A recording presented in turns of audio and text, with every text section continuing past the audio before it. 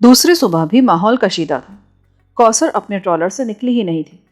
میں جانتا تھا کہ حالات ٹھیک نہیں ہیں، اس لیے میں نے پستول کا چیمبر بھر کر اسے اپنے لباس میں چھپا لیا تھا۔ سفر کی آج تیاریاں نہیں ہوئی۔ میکنا کی حالت ٹھیک نہیں تھی۔ اسے ہوش آ گیا تھا، لیکن ابھی تک اس نے کسی سے بات نہیں کی تھی۔ 10 بجے سب لوگ جمع ہو گئے۔ میکنا کو ایک کینوس اسٹریچر پر ڈال کر باہر لایا گیا۔ اس کے ساتھی جوش میں بھرے ہوئے تھے۔ باہر نکلتے ہی انہوں نے شور مچانا شروع کر دیا۔ سرفراز کو باہر لاؤ، بلاؤ سرفراز کو باہر۔ سارے لوگ ایک جگہ جمع ہو گئے۔ ان میں لڑکیاں نہیں تھیں، تمام مرد موجود تھے۔ میں کہیں نہیں گیا ہوں، یہاں موجود ہوں میں نے غرا کر کہا۔ ٹوبو اور اس کے ساتھی گردنیں اٹھا اٹھا کر دیکھنے لگے۔ وہ حسب معمول اپنے کاموں میں مصروف تھے۔ تمہاری طبیعت کیسی ہے میکنا؟ ڈاکٹر میکارڈ نے پوچھا۔ ٹھیک ہوں۔ میکنا خونی نگاہوں سے مجھے گھورتا ہوا بولا۔ وہ سہارا لے کر اٹھ گیا تھا۔ تم نے اتنی شراب کیوں پی کہ ہوش میں نہ رہو؟ میں ہوش میں تھا۔ اس کا مطلب ہے کہ تم نے جان بوجھ کر ڈینیلیا پر دست درازی کی؟ ڈینیلیا؟ ہاں، اس نے الزام لگایا ہے کہ تم نے رات کو اس پر مجرمانہ حملہ کرنے کی کوشش کی۔ اوہ، پر وہ ڈینیلیا نہیں تھی۔ کیا مطلب؟ تو یہ ڈرامہ کھیلا گیا ہے؟ میکنا نفرت زدہ انداز میں بولا، اور میرا ہاتھ جیب کی جانب رینگ گیا۔ یہ ٹھیک ہے کہ میں نے اپنی محبوبہ سے اس کی آغوش طلب کی تھی، لیکن وہ ڈینیلیا نہیں بلکہ… اور میرے پستول سے فائر ہوا۔ گولی میکنا کے حلق میں داخل ہو کر گدی سے نکل گئی۔ تمام لوگ لرز کر رہ گئے۔ دوسرا اور پھر تیسرا فائر ہوا، جس میں سے ایک گولی میکنا کے سر میں لگی اور دوسری دل کے مقام پر۔ میکنا کا تڑپتا ہوا جسم اسٹریچر سے نیچے آ گیا۔ پکڑو، مارو، خونی ہے، قاتل، قتل ہو گیا۔ سہمے ہوئے لوگ چیخ پڑے۔ خبردار، کسی نے ہلنے کی کوشش کی تو گولی مار دوں گا۔ میں پیچھے ہٹ گیا۔ او سور کے بچے، پھینک دو پستول، ذلیل کمینے کہیں کے۔ نواب صاحب میرے اوپر دوڑ پڑے، لیکن میں کچھ اور پیچھے ہٹ گیا۔ میں اس وقت کسی کے ساتھ رعایت نہیں کر سکوں گا نواب صاحب۔ تو مار دے مجھے گولی، میں ہی تجھے لایا تھا نا۔ اور اچانک میکنا کے ساتھی میرے اوپر جھپٹ پڑے۔ میں نے پستول سے ایک اور فائر کر دیا اور گولی میکنا کے ایک ساتھی کی ٹانگ میں لگی۔ بس، کھیل ختم کر دو۔ اچانک ٹوبو کی خوفناک غراہٹ سنائی دی اور سب چونک پڑے۔ ٹوبو اور اس کے ساتھی رائفلیں تانے ہوئے کھڑے تھے، اور پھر ان میں سے ایک نے کراؤڈ کے شانے پر رائفل کا دستہ مار کر اس کے ہاتھ سے پستول چھین لیا۔ اگر کسی نے ماسٹر کو نقصان پہنچانے کی کوشش کی تو اسے بھون کر رکھ دیا جائے گا۔ ٹوبو! Colonel Dixon غرایا۔ ہم صرف کرائے کے آدمی ہیں کرنل، کسی کے غلام نہیں۔ ہم ماسٹر کے ساتھ ہیں۔ پیچھے ہٹ جاؤ سب لوگ، ورنہ سب کی لاشیں یہاں پڑی ہوں گی۔ ٹوبو کا انداز ایسا تھا کہ جو کہہ رہا ہے کر دکھائے گا۔ ٹوبو کی اس بھرپور مداخلت پر میں بھی دنگ رہ گیا تھا۔ لیکن ٹوبو، اس نے… کرنل نے کچھ کہنا چاہا۔ پہلے تم سب سے مٹ کر ایک جگہ جمع ہو جاؤ، اس کے بعد میں بات کروں گا، ٹوبو نے کہا، اور سیاہ پہاڑ سے سب خوفزدہ ہو گئے، یہاں تک کہ نواب صاحب بھی دوسرے لوگوں کے ساتھ جا کھڑے ہوئے۔ ہاں، آپ کہو، کیا کہنا چاہتے ہو؟ اس نے میکنا کو قتل کر دیا ہے، میکارڈ بولا۔ یہی مناسب تھا، لیکن… سنو، تم سب سے زیادہ ماسٹر کو میں جانتا ہوں۔ تم سب اندھے ہو، انہوں نے جو کچھ کیا وہ ضروری ہوگا۔ تم سب گدھے ہو، یہ جگہ اب ہمارے رہنے کے قابل نہیں ہے۔ ہم ابھی ان سب کو چھوڑ دیں تو بہتر ہوگا۔ ٹھیک ہے ٹوبو، اپنے 2 ساتھیوں سے کہو کہ جیپ تیار کر لیں، اپنے حصے کی ساری چیزیں اس میں بھر لیں، ہم چلیں گے۔ اوکے چیف، ٹوبو بولا۔ پھر اس کے 2 ساتھی اور وہ خود سب کو کور کیے کھڑے رہے، اور باقی 2 ساتھی جیپ تیار کرنے لگے۔ تیرے بارے میں نے شدید دھوکہ کھایا۔ کاش میں تجھے پہچان سکتا۔ نواب صاحب بولے۔ ہاں نواب صاحب، کاش آپ مجھے پہچان سکتے۔ میں تم سب سے شرمندہ ہوں دوستو، تم اس کا بدلہ مجھ سے لے سکتے ہو۔ نواب صاحب بولے، لیکن کسی نے ان کی بات کا جواب نہیں دیا۔ ٹوبو کے ساتھیوں نے جیپ تیار کر لی۔ ضرورت کا ہر سامان لے لیا گیا تھا، اور پھر وہ جیپ ہمارے پاس لے آئے، اور ہم رائفلوں سے کور کیے جیپ میں آ بیٹھے۔ خدا حافظ نواب صاحب، زندگی کے کسی دور میں حقیقت معلوم ہو جائے تو خلوص دل سے مجھے معاف کر دینا، میں بولا، اور ٹوبو کے ساتھی نے جیپ آگے بڑھا دی۔ رائفلوں کی پہنچ سے نکلتے ہی میکنا کے دوسرے ساتھی دوسری جیپ کی طرف دوڑے۔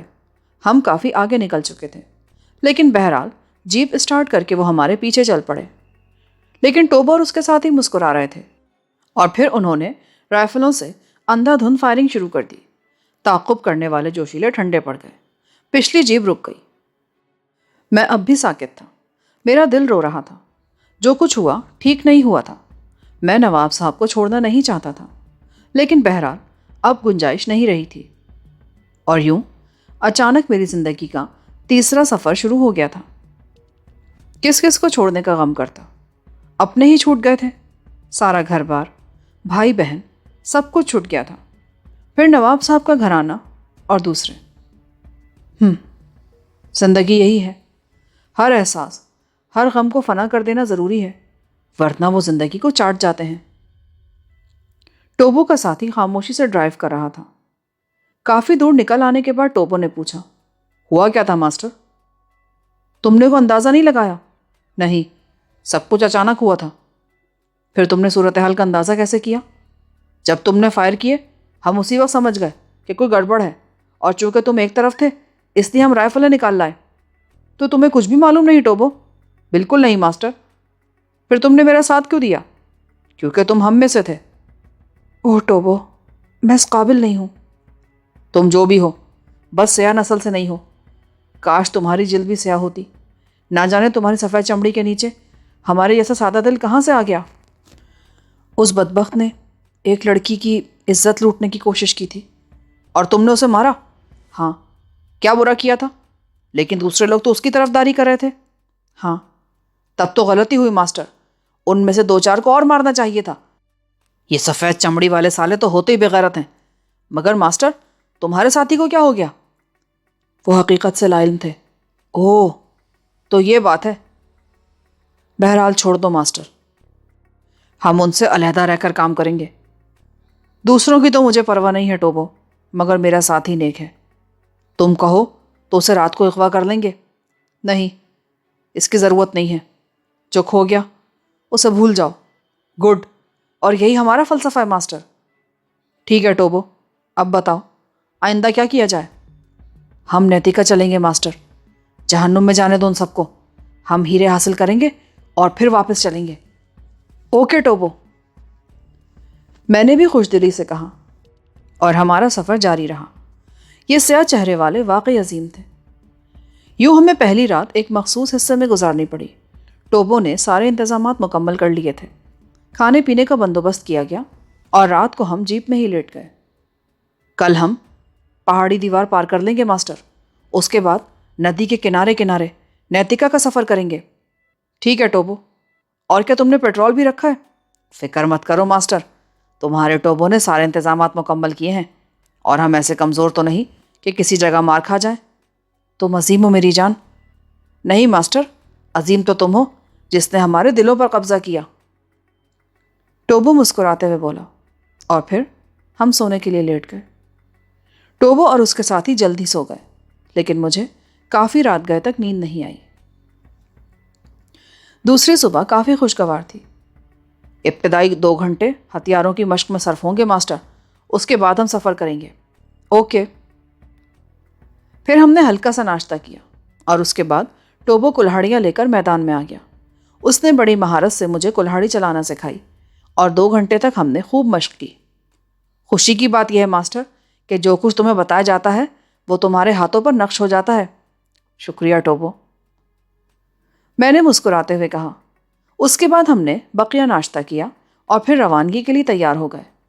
اب ہم آزاد تھے، اسی لیے جیپ کی رفتار بھی کافی تیز رہی، اور پھر شام ہوتے ہوتے ہم نے پہاڑی کا آخری سرا چھوڑ دیا۔ پہاڑ سے ہم دوسری طرف گھوم گئے تھے۔ ٹوبو نے ایک راستے کا انتخاب کیا اور ہم اس پر چل پڑے۔ کوئی قابل ذکر واقعہ پیش نہیں آیا۔ ہم سفر کرتے رہے، اور پھر شام کے جھٹپٹے میں ہمیں ایک کرال نظر آیا۔ وہ شاید فرزان عامری کا کرال ہے۔ یہ کون ہے ماسٹر؟ ان کا دوست، اور شاید ان لوگوں کا راہبر بھی۔ اوہ، تو کیا خیال ہے ماسٹر؟ کیا مطلب؟ ان کا یہ راستہ بند کر دیا جائے؟ کیا ضرورت ہے ٹوبو؟ تم پسند نہیں کرتے ماسٹر تو ٹھیک ہے، تم بڑے انسان ہو ٹوبو، بے حد تعاون پسند، تم نے اس بارے میں تفصیل بھی نہیں پوچھی۔ یہ بات نہیں ہے ماسٹر، بات دراصل بھروسے اور اعتماد کی ہے۔ تم بہادر ہو اور بہادر ہمیشہ قابل اعتماد ہے۔ ہم آنکھیں بند کر کے تمہاری بات مانتے ہیں، صرف اسی لیے کہ وہ ٹھیک ہوگی۔ مجھے تمہاری دوستی پر فخر ہے ٹوبو، اور ہمیں تمہاری دوستی پر۔ بتاؤ وہ کون تھا؟ جب درخت جڑ سے اکھڑ رہے تھے تو اس نے ہمارے ٹالر تک سفر کیا، تھی کسی میں اتنی ہمت؟ خیر یہ تو تمہاری محبت ہے۔ بہرحال مجھے ان لوگوں سے ایسا شدید اختلاف نہیں ہے، اگر وہ بھی نیتکا پہنچ کر کچھ حاصل کر لیتے ہیں تو میرے اوپر کیا اثر پڑے گا؟ ٹھیک ہے ماسٹر، بالکل ٹھیک۔ اور پھر افریقہ تو ہیروں کی دنیا ہے، جانے یہاں سے کتنے کیا کچھ لے جا چکے ہیں اور جانے کتنے لے جاتے رہیں گے۔ یہاں کے پہاڑ تو سینوں میں خزانے خزانے لیے ہوئے ہیں۔ میں صرف یہ سوچ رہا تھا کہ فرزان عامری سے ملا جائے یا نہیں، جو تم بہتر سمجھو ماسٹر۔ ہمارا اس سے ملنا بے سود ہے، بس نیتکا کی طرف چل پڑو۔ اوکے لارڈ، ٹوبو نے کہا، اور پھر اس نے جیپ دریائے نیتکا کے کنارے لا کھڑی کی۔ کیا خیال ہے چیف، رات کی قیام گاہ ٹھیک رہے گی؟ بالکل ٹھیک، میں نے کہا، اور ہم نے دریا کے کنارے قیام کر لیا۔ رات ہو چکی تھی، میرا سینہ تو خیالات کا مخزن تھا۔ ساری ضروریات سے فارغ ہو کر میں دریا کنارے آ بیٹھا۔ یہی وہ جگہ تھی جہاں فرزان عامری کی کہانی شروع ہوئی تھی، وہ کہانی جو مجھ سے ملتی جلتی تھی، لیکن اس کا انجام بڑا بھیانک تھا۔ نہ جانے کیوں میرے ذہن کو احساس تھا کہ میری کہانی بھی کہیں فرزان عامری سے نہ جا ملے۔ لیکن یہ تبدیلی، میری کہانی تو یہاں سے بدل گئی۔ تب میری نگاہ دریا کی تہہ میں کسی متحرک روشن چیز پر پڑی۔ اس سے گہری نیلی روشنی پھوٹ رہی تھی اور شے بہاؤ کے ساتھ رینگ رہی تھی۔ یہ کیا ہے؟ میں نے سوچا، اور اسی وقت ٹوبو میرے پاس آ گیا۔ کیا ہو رہا ہے ماسٹر؟ یہ کیا ہے ٹوبو؟ دیکھو تو صحیح۔ اوہ، ہیرا ہے ماسٹر، فیروزہ، تم اس کی چمک پر خود غور کر لو۔ وہ دیکھو، وہ شاید یاقوت ہے۔ اس نے ایک چنگاری کی طرف اشارہ کیا اور میں سکتے میں رہ گیا۔ یہ ہیرے ہیں ٹوبو؟ ہاں ماسٹر، رات کی تاریکی میں دریا میں سفر کرنے والے روشنی کی لکیر کھینچتے چلے جاتے ہیں۔ وہ دیکھو، میں دعوے سے کہہ سکتا ہوں کہ وہ الماس ہے۔ تو آؤ پکڑے ان کو ٹوبو۔ نہیں ماسٹر، ان ننھی کرنوں سے کہاں بوچھل ہوتے پھرو گے؟ صبر کرو، آگے بہت کچھ ملے گا۔ میں ٹوبو کی شکل دیکھنے لگا، پھر مجھے اپنی بے صبری پر ہنسی آ گئی۔ سوری ٹوبو، لیکن بہرحال ہیرے ایسی ہی کشش رکھتے ہیں۔ ہاں ماسٹر، ان چمکدار پتھروں کے سحر سے میں پہلے واقف نہیں تھا، لیکن تمہاری دنیا میں جانے کے بعد اندازہ ہوا کہ یہ کس قدر پرسحر ہوتے ہیں۔ آؤ ٹوبو، دریا کنارے دور تک سفر کریں۔ پتھروں کا سفر بڑا دلکش ہے۔ چلو آؤ ماسٹر، افریقہ ایسے حسین مناظر سے بھرا پڑا ہے۔ یہاں خوفناک طوفان بھی ہیں، وہ آدم خور درخت بھی ہیں جن کی شاخیں انسانی خون کی تلاش میں رہتی ہیں، اور سونے کے پہاڑ بھی۔ میں خاموشی سے اس کے ساتھ چلتا رہا۔ روشنیوں کا سفر جاری تھا۔ لڑکتے ہوئے پتھر چمکتے ہوئے دور تک نظر آتے اور پھر گم ہو جاتے۔ ماسٹر، تم ان پتھروں کی چمک سے بہت متاثر ہو نا؟ ہاں، تمہاری دنیا میں میں ان کی حیثیت سے انکار نہیں کرتا، لیکن مجھے بتاؤ، یہ کس کام آتے ہیں؟ جسموں کی زینت بنانے کے علاوہ بھی کوئی کام لیا جا سکتا ہے ان سے؟ انہیں تو ہتھیار کے طور پر بھی استعمال نہیں کر سکتے۔ تمہاری دنیا کے لوگ ان پتھروں کی محبت میں ایک دوسرے کو قتل کر دیتے ہیں، اپنے جیسوں کو، جو ان پتھروں سے کہیں زیادہ قیمتی ہوتے ہیں۔ میں تمہاری مدد کر سکتا ہوں، تم مصیبت پڑنے پر میری مدد کر سکتے ہو، پر یہ پتھر، یہ تو کسی کی کوئی مدد نہیں کر سکتے ماسٹر۔ تم ٹھیک کہہ رہے ہو ٹوبو، لیکن بہرحال لوگ انہیں پوچھتے ہیں۔ انسان نے اپنی ضرورتوں کو نام دیے ہیں ٹوبو، بہرحال یہ ہمارے لیے حیثیت رکھتے ہیں۔ میں ان کے اصول میں تمہاری پوری مدد کروں گا ماسٹر، تم پرواہ مت کرو۔ مجھے اپنی آن کے لیے ان کی ضرورت ہے ٹوبو، تمہاری آن ہمارا ایمان ہے ماسٹر۔ آؤ واپس چلیں، کل ہم دریا کے کنارے کنارے سفر کریں گے، اور ضروری نہیں کہ ہم سیدھے نیتکا ہی چلیں گے۔ کیا مطلب؟ دیکھو، ہمیں صرف ہیروں کی تلاش ہے، ایسے ہیرے جن کی مثال مشکل سے ملے۔ ہمیں ہیرے مل جائیں گے، تو ہم واپسی کا سفر شروع کر دیں گے، ٹوبو نے کہا اور میں گردن ہلانے لگا۔ میں اس کے خیال سے متفق تھا اور یہ ٹھیک بھی تھا۔ نیتیکا سے مجھے کوئی دلچسپی نہیں تھی، میں تو صرف ہیرے حاصل کرنا چاہتا تھا، وہ جہاں سے بھی ملے۔ نیتیکا جانا کیا ضروری تھا؟ چنانچہ میں نے ٹوبو سے پورا اتفاق کیا اور ہم واپس جیپ کے قریب آ گئے جو ہمارا کیمپ بھی تھا۔ ٹوبو میرے قریب ہی آرام کرنے لیٹ گیا۔ وہ خاموشی سے چاند کو تک رہا تھا۔ اسی طرح خاموشی سے وقت گزرنے لگا۔ ماسٹر، کیا بات ہے ٹوبو؟ نیند نہیں آ رہی ماسٹر تمہیں؟ ہاں۔ تمہیں بھی نیند نہیں آ رہی ٹوبو؟ نہیں ماسٹر۔ کیوں؟ بس یوں ہی ماسٹر، میری زندگی بھی بہت عجیب رہی ہے۔ ہاں ٹوبو، زندگی میں بے شمار واقعات خود بخود گھس آتے ہیں، ہم نے کبھی ان کے بارے میں سوچا بھی نہیں ہوتا، لیکن وہ ہم پر نہ جانے کہاں سے آ کر مسلط ہو جاتے ہیں۔ تمہارا خیال درست ہے ماسٹر۔ بہرحال چھوڑو ان باتوں کو، آج سے اداسیوں کو دور جھٹک دو، ماضی کا ایک ایک نقش ذہن سے مٹا دو، ایک نئے انسان بن کر جنگل کی زندگی سے لطف اٹھاؤ، اپنا مقصد حاصل کرو۔ خیالات کا بوجھ انسان کی صلاحیتوں پر اثر انداز ہوتا ہے، اس بوجھ کو ذہن سے اتار پھینکو ماسٹر۔ مجھے ٹوبو کی تجویز پسند آئی۔ کیا تمہیں میری رائے سے اختلاف ہے ماسٹر؟ نہیں۔ تو پھر آج سے زندگی کو اپنا لو ماسٹر۔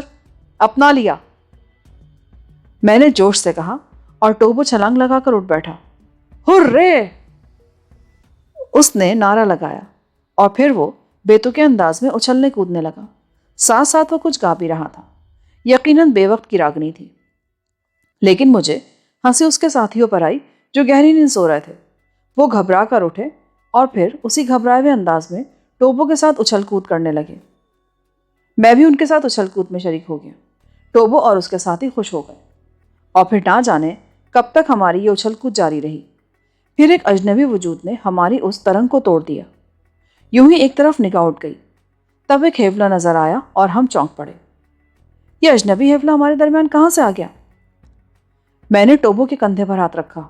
یس ماسٹر، وہ دیکھو، ادھر دیکھو ٹوبو۔ ارے یہ کون ہے؟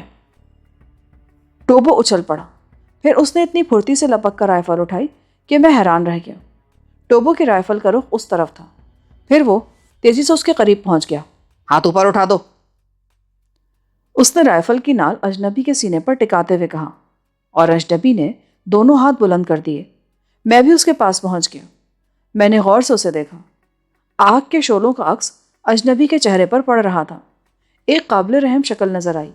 سر کے بال چھوٹے چھوٹے تھے، مونچھیں بڑی لیکن نیچے کو جھکی ہوئی۔ عمر 60 سے اوپر ہی تھی، لیکن چاقو چوبند اور پھرتیلا معلوم ہوتا تھا۔ قد درمیانہ تھا، اس کے چہرے سے مظلومیت برستی تھی۔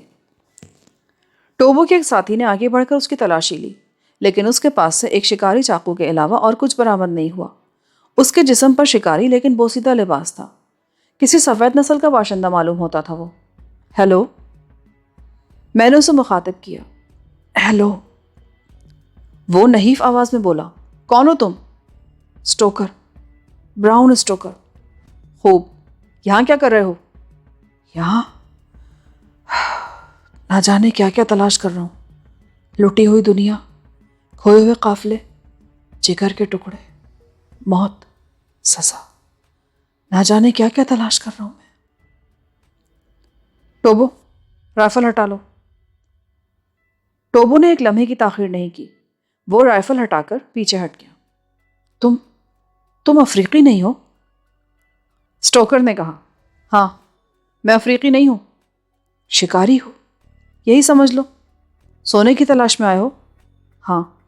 تو میرے دوست، یہ ارادہ ترک کر دو، سب کچھ کھو بیٹھو گے۔ ہاں، کچھ نہیں رہے گا، سونا فریب ہے۔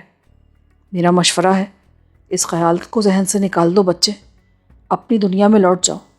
میں اس فریب میں آ کر اپنا سب کچھ قربان کر بیٹھا ہوں، میرے تجربے سے فائدہ اٹھاؤ، اپنے آپ کو اس مشکل میں مت ڈالو۔ بوڑھے نے عجیب انداز میں کہا اور دونوں ہاتھوں سے سر پکڑ لیا۔ میں نے محسوس کیا جیسے وہ چکرا کر گر پڑے گا، تب میں نے آگے بڑھ کر اسے سنبھال لیا۔ اوہ، تمہیں تو شاید بخار ہے۔ شاید، آؤ میرے ساتھ، میں تمہیں دوا دوں گا۔ میں اسے سہارا دے کر جیپ کی طرف لانے لگا۔ دوا کے بجائے اگر تم مجھے کچھ کھانے کو دے سکو تو۔ اوہ ہاں ٹھیک ہے، غالباً تم بھوکے ہو۔ میں نے ٹوبو کے ایک ساتھی سے کھانے کا بندوبست کرنے کے لیے کہا اور پھر اسے ساتھ لے کر جیپ میں آ کے بیٹھ گیا۔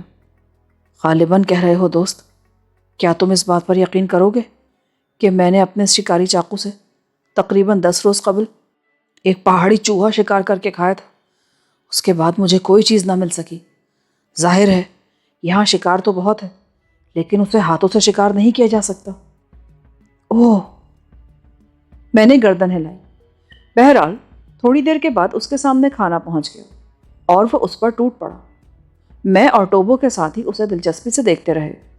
اس نے سامنے رکھی ہوئی ایک ایک چیز چٹ کر ڈالی اور پھر پانی پی کر اسی جگہ زمین پر لیٹ گیا۔ اس نے آنکھیں بند کر لی۔ ہم لوگ خاموشی سے اسے دیکھتے رہے۔ اس کی سانسیں بھی گہری تھیں۔ کافی دیر کے بعد میں نے اسے آواز دی، مسٹر اسٹاکر، مسٹر اسٹاکر۔ میں نے اسے ہلا کر کہا، لیکن وہ شاید بے ہوش ہو گیا تھا۔ اوہ، یہ تو بے ہوش ہو گیا ماسٹر۔ ہاں، شاید طویل عرصے بعد غذا ملنے کی وجہ سے۔ اب کیا ارادہ ہے ماسٹر؟ تم بتاؤ۔ ہمدردی کا مستحق تو ہے، پر سفید فام ہے۔ ہونے دو ماسٹر، انسان تو ہے۔ گڈ، تم عظیم ہو ٹوبو، ورنہ تمہارے ہم نسل سفید فاموں سے نفرت کرتے ہیں۔ اس کی وجہ بھی تم جانتے ہو ماسٹر۔ بہرحال ایک کے کیے کی سزا دوسرے کو نہیں ملنی چاہیے۔ میرا خیال ہے اسے آرام سے لٹا دیا جائے۔ ہاں ٹھیک ہے ٹوبو۔ ٹوبو نے بے ہوش بوڑھے کو اپنی باہوں پر اٹھایا اور خیمے میں لٹا کے آ گیا۔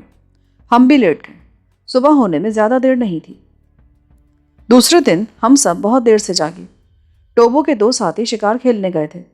ایک وہاں موجود تھا، باقی ٹوبو میرے ساتھ ہی جاگا تھا۔ پھر ضروریات سے فارغ ہونے کے بعد میں ٹوبو کے مقابل آ گیا۔ آج ہم کلاڑیوں سے کھیل رہے تھے۔ در حقیقت مجھے خاصی مشق ہو گئی تھی ان چیزوں کی، اور آج تو میں نے وہ ہاتھ دکھائے کہ ٹوبو ششتر رہ گیا، یہاں تک کہ اس کے ہاتھ سے کلہاڑی گر گئی اور وہ دوڑ کر مجھ سے لپٹ گیا۔ گریٹ ماسٹر، گریٹ، تمہارا جواب نہیں ہے، تم نے تو آج کمال کر دیا۔ تم مطمئن ہو ٹوبو؟ مطمئن تو بہت معمولی لفظ ہے ماسٹر، میں تو حیران رہ گیا۔ آؤ، میں نے کہا، اور ہم دونوں نے پھر کلاڑیاں اٹھا لی۔ پھر ہم ایک دوسرے پر وحشیانہ وار کرنے لگے۔ بڑی خطرناک تفریح تھی۔ ذرا سی لغزش دونوں میں سے کسی ایک کو ختم کر سکتی تھی۔ ٹوبو کا چہرہ خوشی سے کھلا پڑ رہا تھا۔ خبردار، پیچھے ہٹ جاؤ ورنہ گولی مار دوں گا۔ ہم دونوں چونک پڑے۔ ہم اپنی کلاڑیاں ہلاتے ہوئے پیچھے ہٹ گئے۔ رات والا بوڑھا ہاتھوں میں رائفل تھامے کھڑا تھا۔ کیا میں سے گولی مار دوں مسٹر؟ بوڑھے نے مجھ سے پوچھا۔ کیا بکواس ہے یہ تمہیں قتل کرنا چاہتا ہے نا؟ بوڑھا معصومیت سے بولا۔ کون؟ ارے یہ سیاہ فام۔ اوہ، تم اس لیے سے گولی مارنا چاہتے ہو؟ ہاں۔ نہیں بڑے میاں، ہم دونوں تو مشق کر رہے ہیں۔ مشق کر رہے ہو؟ بوڑھا کھسیائے ہوئے انداز میں ہنسنے لگا۔ میں سمجھا تم دونوں جنگ کر رہے ہو۔ تم اب ٹھیک ہو؟ ہاں، تمہاری دی ہوئی خوراک نے مجھے پھر سے زندگی دے دی۔ آؤ پھر ناشتے کی تیاری کریں۔ ناشتہ؟ ہاں، تیاری ہوگا۔ کیا تم گوشت بھننے کی خوشبو نہیں سونگھ پا رہے؟ ارے ہاں، مگر کیا؟ میں تمہارے اوپر بوجھ تو نہیں بن جاؤں گا دوست؟ کیوں؟ کیا تم ہمارے سروں پر سواری کرو گے؟ نہیں، میرا مطلب ہے میں… ارے آؤ نا یار، کیا فضول میں لگا رکھی ہے؟ میں نے بے تکلفی سے اس کا شانہ دبوچتے ہوئے کہا، اور وہ ہنستا ہوا میرے ساتھ آگے بڑھایا۔ بھنا ہوا خستہ گوشت ہم سب نے مزے لے کر کھایا۔ بوڑھے کی آنکھوں میں عجیب سی نمی تھی۔ کھانے کے بعد اس نے احسان مندانہ نگاہوں سے مجھے دیکھا۔ میں تمہارا بے حد شکر گزار ہوں۔ کیوں؟ میں تو تمہارے لیے بالکل بیکار ہوں۔ میری حیثیت ہی کیا ہے؟ بوڑھے کے گالوں پر آنسو ڈھلک پڑے۔ میرے دل میں اس کے لیے ہمدردی پیدا ہو گئی تھی۔ نہ جانے کن حالات کا شکار ہوا تھا بیچارہ۔ کوئی انسان کسی دوسرے کے لیے بیکار نہیں ہوتا۔ ہمارا وجود یکساں ہے۔ تم جب تک چاہو میرے ساتھ رہو، تم کبھی میرے اوپر بوجھ نہیں بنو گے۔ تم رحم دل ہو، یقین کرو، ہمیشہ اپنی ہر مہم میں ناکام رہو گے۔ یہ میری پیشن گوئی ہے۔ کیا مطلب؟ رحم دلی ہمیشہ نقصان سے دوچار کرتی ہے۔ ایسی بات تو نہیں ہے اسٹوکر، ممکن ہے تمہارے ساتھ کچھ ایسے واقعات پیش آئے ہوں۔ ہاں، میرا تجربہ تو یہی کہتا ہے. کیا تم مجھے اپنے بارے میں تفصیل بتانا پسند کرو گے؟ دلی خواہش ہے میری.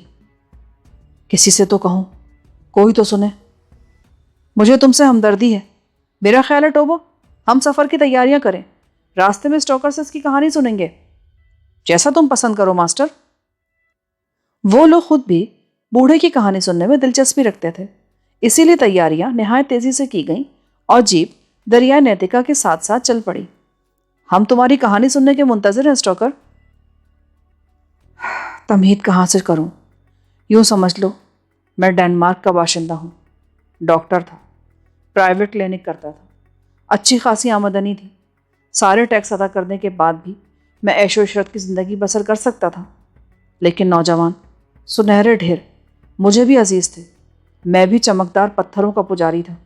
میں نے اپنی محنت کی کمائی سے چند معمولی قسم کے ہیرے خریدے تھے، لیکن مجھے ان سے بے حد لگاؤ تھا اور میرے دل میں ہمیشہ یہ خواہش چٹکیاں لیتی تھی کہ کاش میرے پاس بھی کچھ خوبصورت ہیرے ہوں، میں ایک دولت مند انسان بن جاؤں. تب بدقسمتی نے مجھے گھیر لیا. میرا مریض ڈاکٹر وائٹ ایک مہم جو تھا، چہرے سے سنگدل معلوم ہوتا تھا. وہ اس کی ٹانگ گل گئی تھی، کسی زہریلے کیڑے نے کاٹ لیا تھا. نہ جانے کیوں وہ سرکاری علاج پسند نہیں کرتا تھا.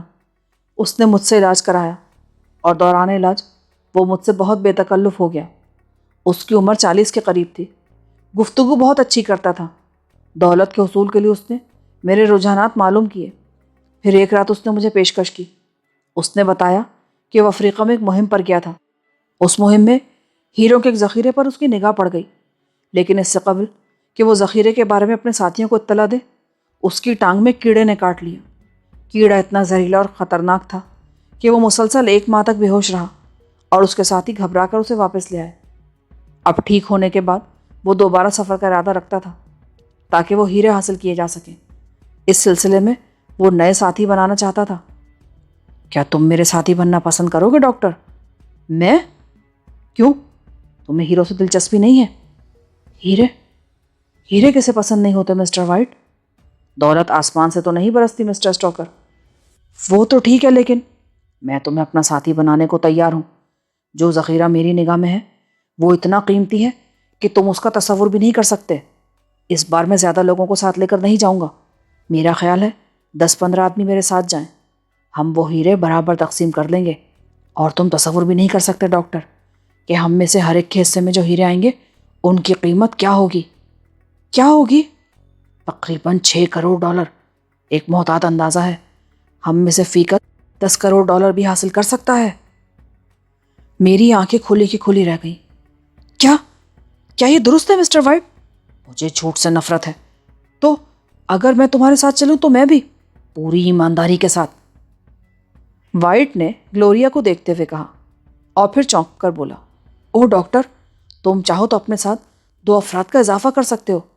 کیا مطلب؟ تمہاری بیٹی گلوریا. اس طرح تم دوہرے حصے کے حقدار ہو جاؤ گے. اپنی بیٹی کو اعلیٰ مستقبل دینے کے لیے تم میرا یہ مشورہ ضرور مانو. کیا اسے مہمات سے نفرت ہے؟ ہم نے کبھی سوچا ہی نہیں. تم اس سے بات کرو.